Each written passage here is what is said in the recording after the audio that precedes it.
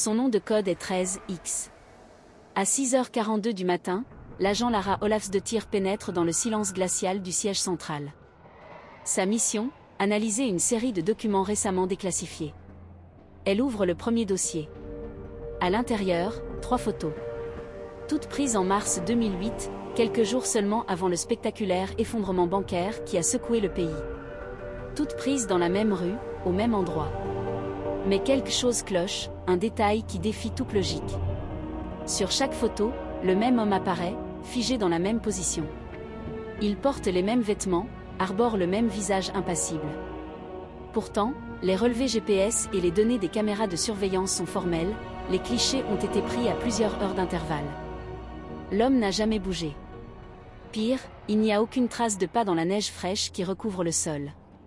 C'est comme si un fantôme s'était imprimé sur la pellicule. Intriguée, Lara plonge dans les métadonnées des images. Les anomalies s'accumulent. Sur une photo, des lignes électriques ont disparu. Sur une autre, les ombres sont inversées, défiant la course du soleil. La luminosité naturelle varie d'une manière impossible. Sa première pensée est une évidence, manipulation. Un montage photo sophistiqué. Mais un rapport joint réduit cette hypothèse à néant. Les originaux ont été examinés par 3 laboratoires indépendants, et leur conclusion est unanime, aucune trace d'altération. Les photos sont authentiques. À 8h19, Lara décide d'interroger le photographe lui-même. L'homme, John Fredrickson, vit désormais reclus dans une petite maison au sud de la ville.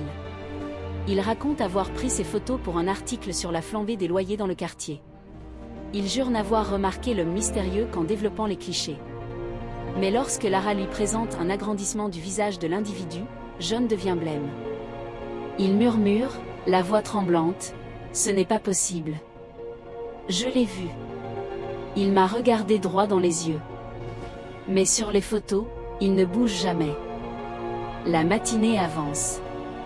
À 9h52, un rapport additionnel arrive sur le bureau de Lara.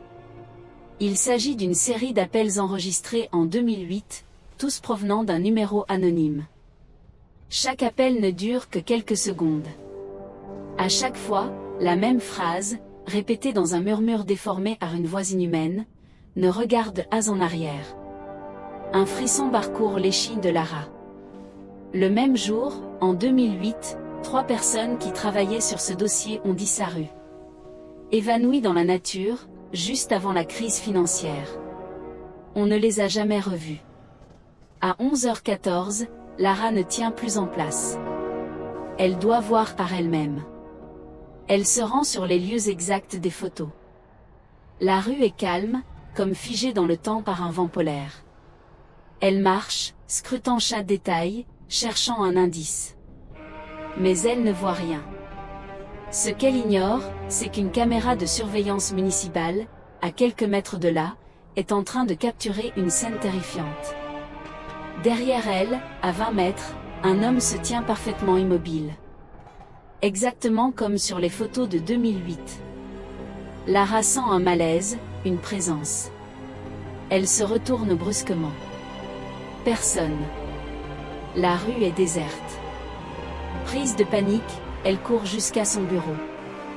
Elle doit clore ce dossier, l'enterrer, l'oublier. Mais il est trop tard. Une alerte stridente retentit dans le système informatique. Quelqu'un tente d'accéder aux archives du dossier 13X, en même temps qu'elle. Son terminal s'illumine. Un message clignote en lettres rouges sang, « Tu as regardé en arrière ». À 14h06, l'agent Lara Olafsdottir disparaît. Les enregistrements vidéo de sécurité la montrent marchant dans un couloir, puis elle s'efface, simplement, comme si un programmeur avait supprimé un personnage d'un jeu vidéo. Comme si elle n'avait jamais existé. La seule chose qui reste d'elle est la dernière ligne griffonnée à la hâte sur son rapport manuscrit, une phrase qui glace le sang, « Il est toujours là ».